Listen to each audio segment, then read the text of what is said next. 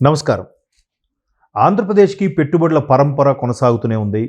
భారీగా పెట్టుబడులు వస్తున్నాయి. ఆంధ్రప్రదేశ్ ప్రభుత్వం ఏదైతే 20 లక్షల ఉద్యోగాల కల్పనకి సిద్ధంగా అయిందో, కంకణం కట్టుకుందో, ఆ దిశగా పావులు కదుపుతోంది. ఎక్కడికి వెళ్ళినా పెట్టుబడుల వేట.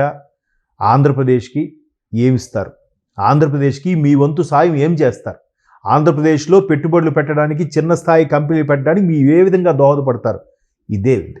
ఎందుకంటే అందరికీ తెలిసిన విషయమే, 1924 మధ్యలో రాష్ట్రం ఒక మెట్టు అరమెట్టేనే ఎక్కాల్సింది పోయి 10 మెట్లు వెనక్కి వెళ్ళిపోయింది. పైపెచ్చు అన్ని నేరాలు ఘోరాలు ఈటీవీలో కార్యక్రమం వచ్చేది ఒకప్పుడు. అట్లా నేరాలు ఘోరాలు కార్యక్రమమే జరిగింది. అయితే ఇప్పుడు కూటమి ప్రభుత్వం వచ్చిన తర్వాత డబుల్ ఇంజిన్ సర్కారు ఇదేం చేస్తుంది, అదేం చేస్తుంది, ఎన్ని రోజులు నిలబడుతుంది, పొరపచ్చాలు క్రియేట్ చేసేసి వాళ్ళ మధ్యలో గొడవలు పెట్టి విడగొట్టే ప్రయత్నం చేస్తున్నప్పటికీ మరింత బలమైన దిశగా ముందుకెళ్తోంది. అయితే ఇప్పుడు కూటమి ప్రభుత్వం వచ్చిన తర్వాత ఏ స్థాయిలో పెట్టుబడులు వచ్చాయి? అందరూ ఒక్కసారి ముక్కు మీద వేలేసుకున్న పెద్ద బ్లాక్ బాస్టర్ ఏంటంటే వైజాగ్ గూగుల్కి అతిపెద్ద డేటా సెంటరు ప్రపంచంలోనే, అంటే వాళ్ళ యుఎస్లో తర్వాత నెక్స్ట్ అతిపెద్ద డేటా సెంటరు విశాఖలో స్థాపించబోతున్నారు. అది సుందర్ పిచాయ్ గారు స్వయంగా ఆయన ఒక ఇంటర్వ్యూలో కూడా ప్రకటించారు. అంతకుముందు సైడ్ నుంచి ఎవరెవరో ఏదేదో వాగారు, అవాకులు చవాకులు, వేస్ట్, అది డేటా సెంటర్, రేడియేషన్, తోటకూర అన్నారు. ఆయన ఒక ఇంటర్వ్యూలో చెప్పి, మేము వైజాగ్లో గూగుల్ డేటా సెంటర్ పెడుతున్నాం, పైపెచ్చు సముద్ర మార్గంగా సింగపూర్ నుంచి కేబుల్ లైన్ వేసుకొని డేటా సెంటర్ని అతిపెద్ద హ్యూజ్, అంటే అది మన మాటలో వర్ణించలేం. ఎందుకంటే మీరు అబ్జర్వ్ చేస్తే చిన్న చిన్న మెమొరీ కార్డు చిప్స్లోనే చాలా డేటా ఉంటుంది. ఇంత చిన్న పాత ఆడియో క్యాసెట్ లాగా ఇంత ఉంటుంది. దాంట్లో 1 TB డేటా, 2 TB, 5 TB డేటాలు కూడా ఉంటాయి. అలాంటిది ఇంటి ప్రపంచంలో ఎంతమందికి అవసరమైన డేటా సెంటర్ పెడుతున్నారు గూగుల్ అంటే వైజాగ్. ఆ తర్వాత ఇప్పుడు జియో వాళ్ళు కూడా వేరే ఇంకొక ఎంఎన్సీలతో 2 ఎంఎన్సీలతో కలిపి గూగుల్ వాళ్ళు కూడా డేటా సెంటర్ పెట్టబోతున్నారు. అది కూడా విశాఖపట్నంలోనే. ఇప్పుడు తాజాగా మైక్రోసాఫ్ట్ కూడా ప్రకటించబోతుంది. అయితే మైక్రోసాఫ్ట్ అధినేత CEO ఎవరైతే ఉన్నారో సత్యనాదెండ్ల గారు, ఈయన భారతదేశానికి వచ్చి ప్రధానమంత్రి మోదీ గారిని కలిశారు. మైక్రోసాఫ్ట్ కూడా ఈ డేటా సెంటర్ని, అలాగే ఏఐకి సంబంధించిన రాబోయే రోజుల్లో అన్ని ఆర్టిఫిషియల్ ఇంటెలిజెన్స్ మీదే, ఆ విభాగాల మీదే నడవబోతున్నాయి. కాబట్టి దానికి సంబంధించిన వాళ్ళ పరిధిని విస్తరించుకునేందుకు, కంపెనీ యొక్క పరిధిని విస్తరించుకునేందుకు భారత్లో ఏఐకి సంబంధించి సుమారుగా $17 బిలియన్ పెట్టుబడులు పెట్టబోతున్నారంట.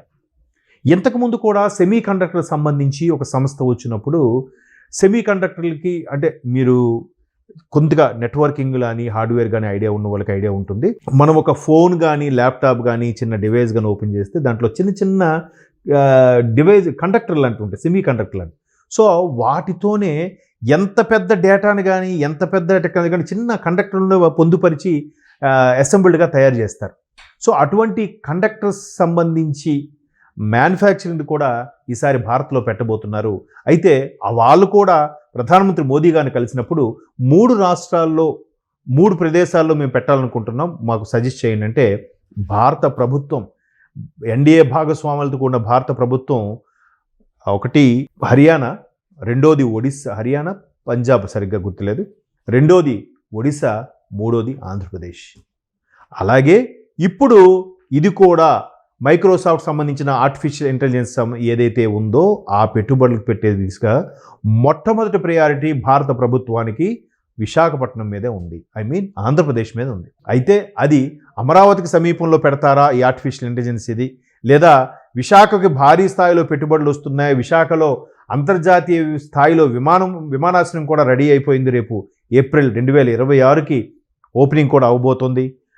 అల్లూరి సీతారామరాజు ఇంటర్నేషనల్ ఎయిర్పోర్ట్ వేదికగా రోజుకి 10 సంఖ్యలో విమానాలు ల్యాండ్ అవుతుంటాయి, టేకాఫ్ అవుతుంటాయి. ఇకపై విదేశీయులు వాళ్ళ రాకలు అద్భుతంగా జరగబోతుంది అనేది అందరూ నమ్మదగ్గ విషయం. అయితే ఇప్పుడు అదే విశాఖపట్నంలో పెడతారా, లేదా మరోవైపు గన్నవరం ఎయిర్పోర్ట్ను కూడా డెవలప్ చేస్తున్నారు. అమరావతిని ఒక నెంబర్ 1 సిటీగా తీర్చిదిద్దిపోతున్న నేపథ్యంలో క్వాంటమ్ సంబంధించిన కంపెనీ కానీ, యూట్యూబ్కి సంబంధించిన కంపెనీ కానీ, అలాగే ప్రతిదీ ఒక hub, health hub, education hub, factories hub, అలాగే గవర్నమెంట్ హబ్, ఇలా దేనికి దానికి సపరేట్గా ఒక ఫ్యూచర్లో ఒక బ్యూటిఫుల్ సిటీగా తయారు చేయడానికి చంద్రబాబు నాయుడు గారు కంకణం కట్టుకున్న నేపథ్యంలో ఇప్పటికే 50,000 పైచీలకు ఎకరాలు ల్యాండ్ గ్రాబింగ్ జరిగింది. ఇంకొక 20,000 30,000 ల్యాండ్ గ్రాబింగ్ కోసం ప్రయత్నాలు జరుగుతున్నాయి. ఒకవేళ అలాగానైతే అమరావతి సమీపంలో కూడా ఈ మైక్రోసాఫ్ట్ సంబంధించిన ఆర్టిఫిషియల్ ఇంటెలిజెన్స్ సంబంధించిన సంస్థ రాబోతుంది. లేదు వాళ్ళకి ఇంకా ఇబ్బందికర పరిస్థితులు ఉంటే మూడో ఆప్షను అనంతపురంకి కర్నూలుకు మధ్యలో బెంగళూరు మహానగరానికి దగ్గరగా ఉంటూ, అటు చెన్నైకి దగ్గరగా ఉంటూ, ఇటు హైదరాబాద్కి దగ్గరగా ఉంటూ ఆంధ్రప్రదేశ్ బేస్గా అక్కడ ఒక అద్భుతమైన ఇండస్ట్రీ హబ్గా తయారవబోతుంది. మేబీ అది కూడా తయారవచ్చు. రాబోయే రోజుల్లో దాన్ని ఒక ఫైనాన్షియల్ డిస్ట్రిక్ట్గా కూడా తయారు చేయబోతున్నారంట. అక్కడ కూడా వచ్చిన అవకాశం ఉంది. మొత్తం మీద ఏదైతే అవకాశాలు అందిపుచ్చుకోవడం ఉందో అదొక అద్భుతం. ఈ అందిపుచ్చుకోవడం వల్ల కర్ణాటక రాష్ట్రంలో ఉండే ప్రభుత్వ పెద్దలు లోకేష్ గారిని దుయ్యబడుతున్నారంట. అవును, మీకు చేత కావట్లేదయ్యా. ఈయన ఏ చిన్న అవకాశం వచ్చినా డైవేస్ మరి పట్టేస్తున్నాడు. ఆయన నిన్న ప్రవాస ఆంధ్రుల్ని కలవడానికి యుఎస్ వెళ్ళాడు నిన్న మొన్న. అక్కడ కూడా కేవలం తమ్ముళ్ళు మీరందరూ కోఆపరేట్ చేయండి, మీరు ఎక్కడికి వెళ్ళినా ఇన్నేళ్ళు అయిపోయినా భారత్ మీద ఉండవు కానీ, అలాగే ఎస్పెషల్లీ తెలుగు గడ్డ ఆంధ్రప్రదేశ్ మీద ఉన్న అభిమానం మీకు పోవట్లేదు, మీ సహాయ సహకారాలు ఎప్పుడు మాకు అందిస్తున్నారు, దానికి నేను ఎప్పటికీ రుణపడి ఉంటాను. మీరు ఎక్కడికి వెళ్ళినా మీ ఆలోచన రోజులో ఒక 100% అనుకుంటే ఒక 10% ఖచ్చితంగా కన్నభూమి కోసం ఆంధ్రప్రదేశ్ కోసం ఆలోచిస్తున్నారు. నిజంగా అది మా అదృష్టం. మీరందరూ మరొక్కసారి దృష్టి సారించండి, పెట్టుబడులు పెట్టండి అని అంటున్నాడు ఆయన.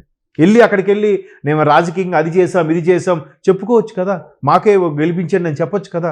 అలా చెప్పట్లేదు. ముందు ఆంధ్రప్రదేశ్ పరిస్థితిని గాడిన పెట్టాలి. ఉద్యోగులకి, రిటైర్డ్ పెన్షనర్లకి, ఫ్యామిలీ పెన్షనర్లకి పెన్షన్లు జీతాలు ఇచ్చే పరిస్థితులు దేని నుంచి పర్వాలేదనిపించుకునే స్థాయికి వచ్చాం. మరోవైపు రిజిస్ట్రేషన్ల రూపంలోనో ఈ కంపెనీలు వచ్చే MOL రూపంలోనో రెవెన్యూ అనేది ఆంధ్రప్రదేశ్కి జనరేట్ అవుతూనే ఉంది. స్టాంప్ డ్యూటీ పెరుగుతుంది, రిజిస్ట్రేషన్ జరుగుతున్నాయి, ల్యాండ్ భూమి కూడా పెరిగింది. మీరు నమ్ముతారో లేదో, సరిగ్గా 2023-24 ఫిబ్రవరి నుంచే అమరావతి సరగం నుంచి రియల్ ఎస్టేట్ కాల్స్ వచ్చాయి నాకు.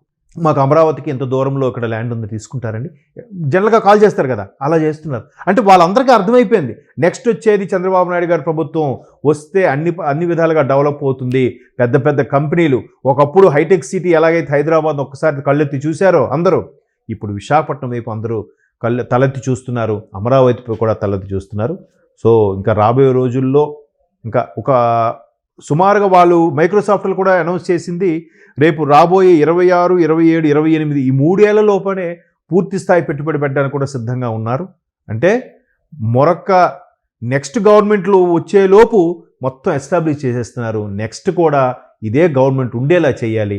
అదొక్కటి నా విన్నపం ఏంటంటే, బాగానే ఎస్టాబ్లిష్ చేస్తారు, కరెక్ట్ టైంలో ఈ నాయకులను ఎంచుకునే పద్ధతి ఏదైతే ఉంటుందో అది నాకు ఎందుకు చాలా బాధ అనిపిస్తుంది. ఎవడో శంకుస్థాపన చేసానికి వీరు వెళ్ళి పేరు రాయించుకుంటాడు, ఎవడో ఒకటి వెళ్ళి అక్కడ శంకుస్థాపన చేసి కష్టపడి నీరు పోసి అన్నీ చేసింది చంద్రబాబు నాయుడు గారు అయితే, వేరే వాడు వచ్చి దాని పేరు రాసేస్తాడు.